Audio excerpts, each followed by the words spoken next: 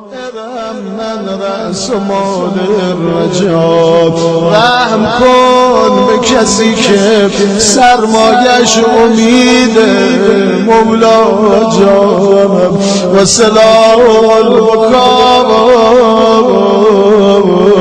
رحم کن به کسی که سلاحش گریه است، اشک و ناله است، بر کسی اشک دادن، حال بکا دادن، خیلی نعمت دادن، خوشحال اونی که اشک و گریه و ناله داره. شب جمعه است، شب زیارتی ابی عبدالله،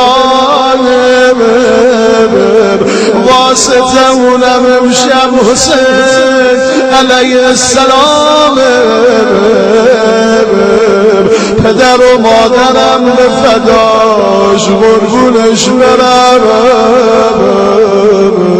امام رضا فرمود برا هر چی خواستی گریه کنی، برا حسین گریه کن. یعنی تا گوشه چشمتون تر شد، برا هر مورد و موضوع و مسئله و هر چیزی زود دلاتون رو متوجه کربلا کنید و برا حسین ناله بزنید.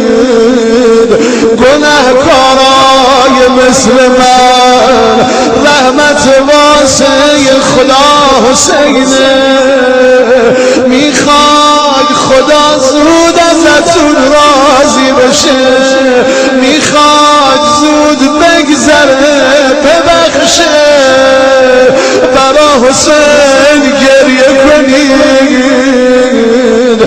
اشک برای ابی عبدالله پرونده سیاه اعمال رو میشویه، پاک میکنه، فاصلت رو با امام زمانت کم میکنه، موجب رضایت و خوشنودی خدا. یا سابقا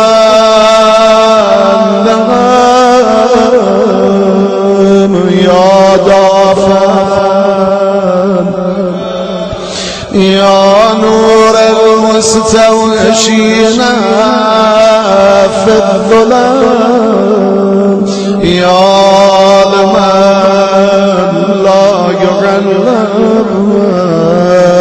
صل علی محمد و آل محمد و فعل بیما تهلب ولا تفعل بیما نهلب، و صلی الله علی رسوله و الائمة المیامین من آله و سلم تسلیما کثیرا.